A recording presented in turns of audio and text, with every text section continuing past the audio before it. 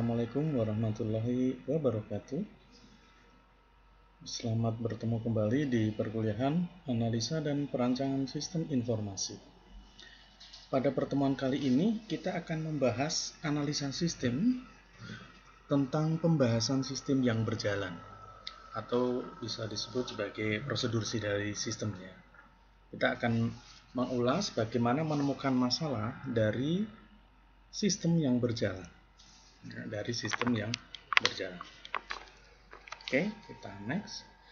Oh ya, bagi mahasiswa yang belum mengumpulin tugas, ya, belum melengkapi tugas, silahkan dilengkapi.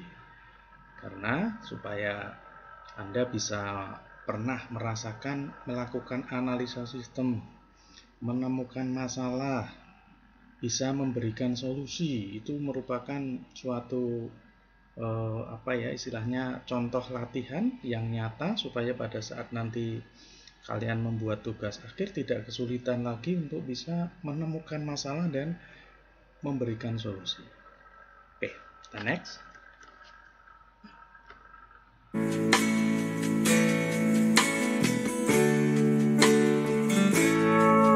Di sini munculkan sebuah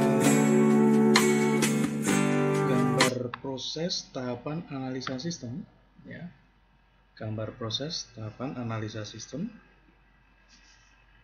Mulai dari pembahasan sistem yang berjalan, evaluasi sistem yang berjalan, ya. Kemudian dari pembahasan dan evaluasi ini ada peran dari manajer perusahaan. Mungkin kita akan bertanya bagaimana nanti, ya. Ini namanya requirement, ya, kebutuhan dari sistem nanti apa. Itu sudah kita mulai bicarakan di tahap awal. Setelah ini selesai, kemudian menuju pada penentuan kebutuhan sistem baru, requirement tadi, ya. Nah, di sini butuhnya apa? Nanti ada software, ya. Softwarenya itu butuhnya yang bagaimana, ya. Dari inputnya, apa yang diinginkan, prosesnya apa yang diinginkan, outputnya juga apa yang diinginkan. Dari software nanti ini akan mempengaruhi hardware-nya. Hardware apa saja nanti yang akan dipersiapkan. Dari situ nanti akan mempengaruhi brainware-nya, ya. Perlu ada pelatihan atau tidak, atau brainware yang ada di sana itu sudah siap untuk bisa diaplikasikan sistem yang baru. Jadi tahapnya pembahasan sistem berjalan, evaluasi, kemudian penentuan dari kebutuhan sistem. Dan ini tetap dikonsultasikan kepada manajer, ya. Saya sudah menentukan seperti ini, A, B, C, dan seterusnya. Jadi tahap analisanya masih di posisi di sini, ini analisa. Kita masih di tahap analisa. Nah, nanti kalau ini berhasil, sudah disepakati oleh pihak perusahaan, baru kita mengadakan perancangan sistem. Ya, perancangan sistem baru. Dan ini nanti setelah MIT kita akan pelajari tentang perancangan sistem yang baru. Oke, saya kira cukup jelas. Nah, ini yang nanti akan kita ulas lebih jauh, pembahasan sistem yang berjalan. Akan kita buatkan gambarnya, deskripsinya menggunakan gambar flow of document supaya kelihatan jelas di sana personilnya siapa, kemudian punya wewenang apa, dokumen itu berjalan dari mana ke mana, semuanya bisa kita lihat, bisa kita temukan masalah yang muncul, ya, di posisi poin di mana, apakah di area input, apakah di area proses, atau mungkin juga di area output.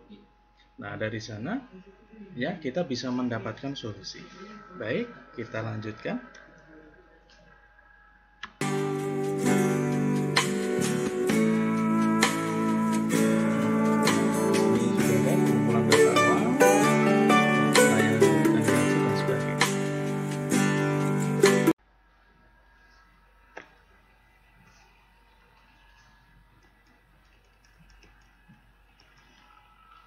Oke, pembahasan sistem yang berjalan. Jadi tujuan dari pembahasan sistem yang berjalan ini jelas, ya, mempertegas bentuk logika sistem yang berjalan secara konsepsional.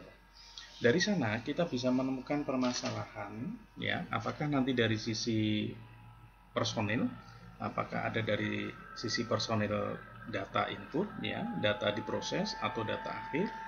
Dari sini kita bisa memberikan solusi yang nantinya lebih tepat, ya, solusi yang lebih baik lagi. Nah,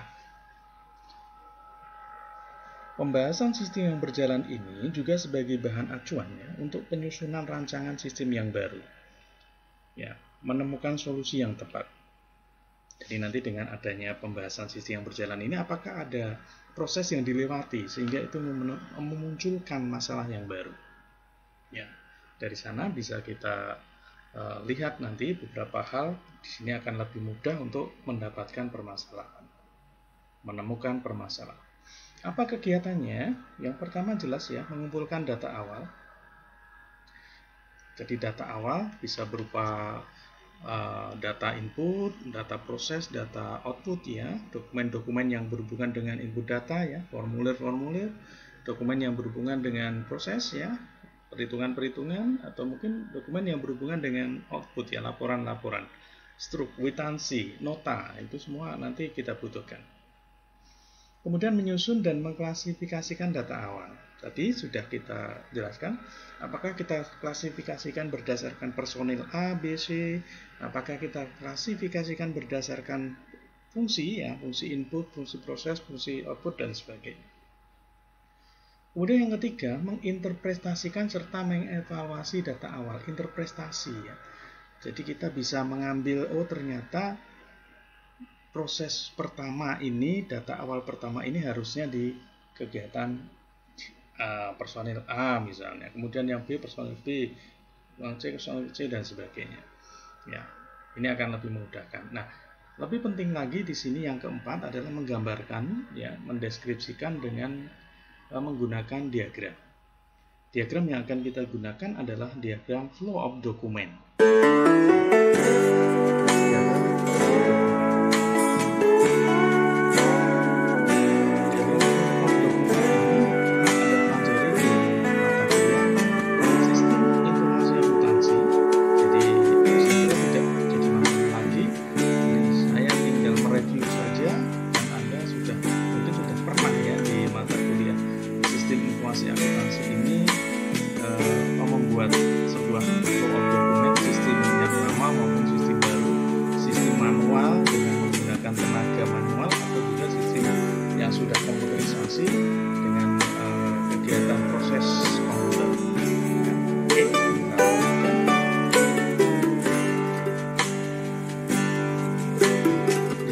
Tadi tentang mengumpulkan data ya.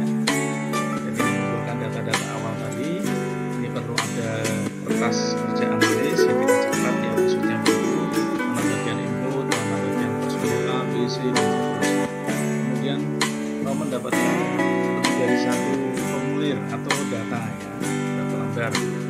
Kemudian yang ketiga, usahakan mendapatkan formulir yang belum terisi ya, mungkin formulir yang masih kosong itu juga bisa ya.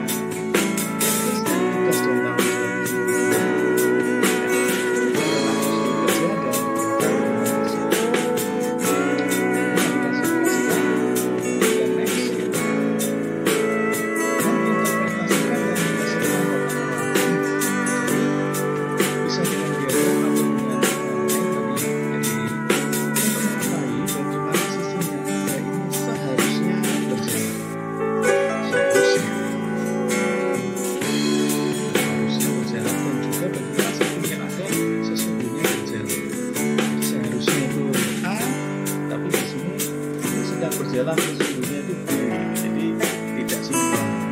Nah, ini harus dicari dan yang keempat kita menggambarkan dengan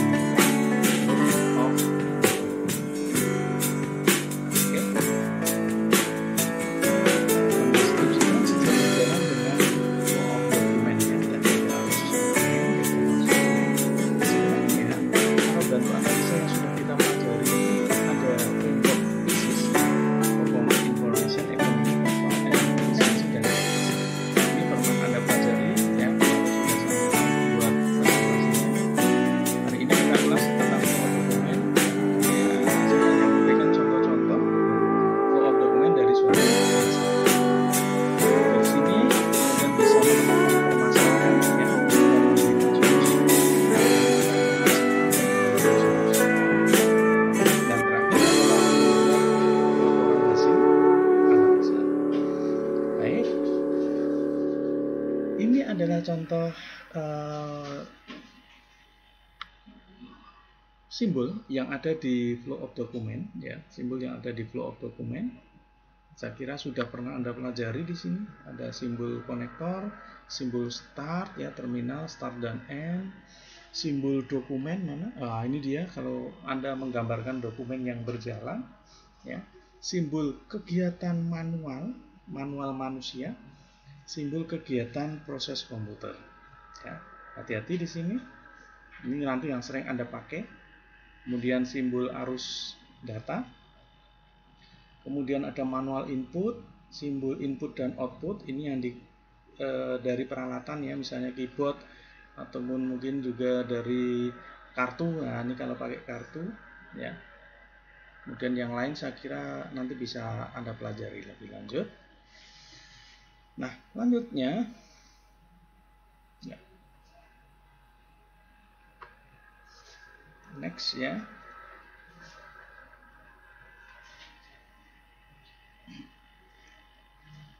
Sebentar, oh ya, betul, ya. Oke, tadi jadi saya kira ini sudah pernah kita ulas, ya. Identifikasi masalah user, menyatakan spesifik sasaran yang harus dicapai, memilih alternatif metode pemecahan masalah.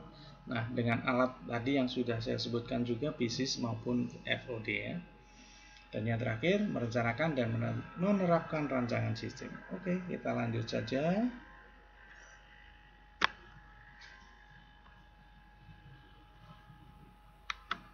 Nah, di sini ada sebuah contoh flow of document, ya. Saya sebutkan langsung. Jadi kalau ini tatap muka memang ini saya tanyakan. Ini adalah sebuah gambar flow of document. Kenapa flow of document? Karena yang berjalan dokumennya. Flow itu aliran, dokumen itu dokumen. Jadi aliran dokumen. Yang berjalan dokumennya. Dokumen apa? Oh, ini loh, dokumen kebutuhan barang. Kebutuhan barang dari siapa? Dari user. User butuh barang. Kemudian bagian pengadaan, ya, menerima kebutuhan itu, dibuatkan proses pembelian. Jadi ini order. Jadi user ini sudah order ke sini.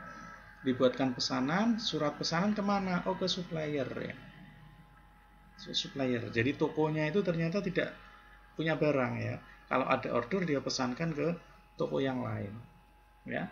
Habis itu dibuat laporan pembeliannya, kemudian laporan pembelian ini, ya, diberikan kepada pimpinan atau manajer supermarket. Selesai, diarsip laporannya, karena, ya, ada dua, yang satu diarsip, yang satu diserahkan kepada pimpinan. Ini adalah sebuah contoh flow of document manual. Kenapa manual? Ini prosesnya itu dikerjakan secara manual. Gambarnya gambar, ya, trapesium, ya. Nah, seperti ini. Tidak efektif dan tidak efisien, ya, karena ada berkas yang berjalan. Bagaimana kalau ini dibuat sistem informasi? Tentunya akan lebih baik. Di sana akan muncul nanti database, ya, akan muncul kegiatan proses komputer, input data dan seterusnya. Ya, ini gambaran contoh dari flow of document sistem manual. Nah, sistem manual. Nah, di sini ada permasalahan tidak efisien. Tidak bisa dimainkan di sini ke sana. Pembuatan laporan harus direkap dan seterusnya. Muncul masalah lambat, ya, lama, kemudian butuh tenaga yang lebih banyak, tidak efektif, tidak efisien. Oke. Nah, gambaran contoh sederhana di sini. Kembali lagi ke menganalisis sistemnya. Nanti ini sampai dibuatkan apa namanya flow of dokumennya. Kalau ada nanti kita akan bahas. Analisis sistem perpustakaan SMA atau SMK Anda. Oh, ya. Kenapa perpustakaan tadi? Karena tentunya Anda pernah ke perpustakaan yang sama di SMP, di SMA. Jadi sudah apa yang sudah Anda ketahui. Diamati, identifikasi masalah, ya, pendataan peminjaman manual. Jadi pemberkasan tadi,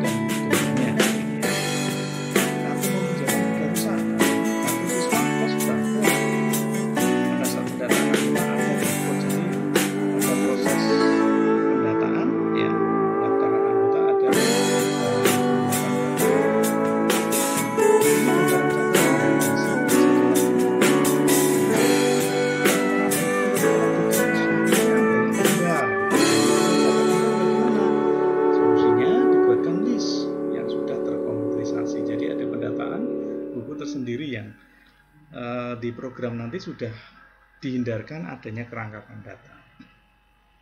Update buku tidak cepat diketahui, ini ada info, misalnya bagi anggota ya bisa diakses.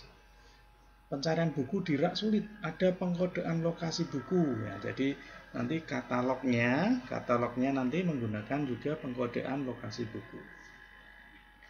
Jadi dari kasus pengamatan di perpustakaan ini akhirnya muncul solusi membangun sistem informasi perpustakaan yang bisa mengelola buku dengan baik dan memudahkan anggota dalam proses peminjaman dan pengembalian buku. Ya, ini dia. Jadi kebutuhan dari perpus itu adalah ini kebutuhannya. Ya. Nah ini juga sama ini pencarian buku, pengkodean ini kebutuhan tadi. Ini kebutuhannya. Ya. Jadi apa yang dia keluhkan, sistem Anda harus bisa menangani. Baik, kita akan menuju pada contoh flow of document. Ya. Di sini sudah saya berikan contoh, nanti bisa kita pelajari bersama. Ini dari mahasiswa yang lalu ya, untuk contoh. Temanya sistem informasi penggajian. Nah, itu ya. Kemudian dibuatkan flow dokumen seperti ini. Sebentar. Nah, ini flow dokumennya. Ini ada karyawan, ini ada bagian keuangan, ini ada manajer, di sini juga ada pimpinan. Jadi ada 4 personil kunci yang terlibat di dalam penggajian. Ya, 4 personil kunci. Nah, karyawan harus apa? Nah, karyawan harus melakukan presensi ya. Di sini ditulis absensi. Oke, melakukan presensi, data presensinya berupa dokumen diberikan siapa nanti? Oh, diberikan kepada bagian keuangan. Kemudian dibuatkan slip gaji. Nah, gambar seperti ini, seperti kapal ini ya, trapesium ini adalah kegiatan manual. Sudah jadi slip gajinya di ACC oleh manajer, dibawa ke sini memvalidasi slip gaji yang sudah divalidasi diberikan lagi kepada bagian keuangan. Sisanya diarsip oleh manajer. Kemudian dari sini tadi bagian apa ini tadi? Bagian keuangan ya. Bagian keuangan membuat laporan penggajian. Ya, laporan penggajian di sini. Ini laporan penggajian sudah ya. Ini menuju ke satu laporan penggajian diarsip oleh tadi manajer. Apalagi yang diberikan satu itu ke sini. Oh ya ini. Nah ini apa ini? Ternyata karyawan, ini karyawan ya. Karyawan dapat slip gaji yang sudah divalidasi. Oh dari sini. Slip gaji yang sudah divalidasi diberikan kepada karyawan. Ini gambaran sistem yang lama, dituliskan FOD lama ya. FOD lama harusnya tambah lagi sistem penggajian, begitu ya. Nah, bisa juga FOD-nya tidak disingkat, flow of document. Ya. Nah, seperti ini. Nah, bagaimana sistem barunya? Kita lihat di sini. Ya, sistem baru yang sudah jadi kita besarkan biar lebih jelas. Ini memang blur ya, tapi nggak apa-apa.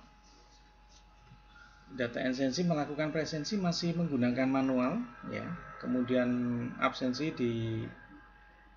direkap oleh bagian keuangan, menginput dan data presensi dan membuat slip. Nah, ini gambaran seperti ini sudah menggunakan proses komputer karena kotak ya. Ini hasilnya diberikan, divalidasi. Nah, pada saat tadi menginput tersimpan di dalam database. Ini simbol database-nya. Nah, simbol database-nya. Dan seterusnya saya kira sama. Ini yang kurang itu ke sini ya. Satu belum ada, ini slip gajinya tidak diberikan karyawan ya. Tadi ada kekurangan. Ya. Ini contoh satu tentang penggajian. Sekarang yang kedua, contoh lagi di sini penjualan roti. Nah, ini dia. Ini IPO-nya kita biarin aja.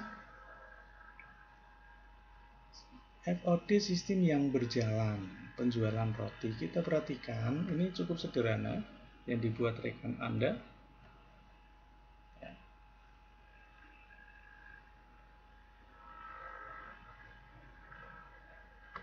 Ya, sudah. Pelanggan nggak ngelakuin apa-apa, berarti langsung kasirnya membuat nota. Apa ini maksudnya? Pelanggan sudah memilih barang langsung menuju ke kasir. Kemudian membuatkan nota, ya di total, buat nota, ada yang diarsip, pencatatan penjualan, notanya juga diberikan kepada pelanggan. Pembuatan pencatatan penjualan sudah selesai, dilaporkan kepada pimpinan. Sederhana sekali. Sistem kasir berarti ini. Kemudian yang sistem barunya, nah ini dia.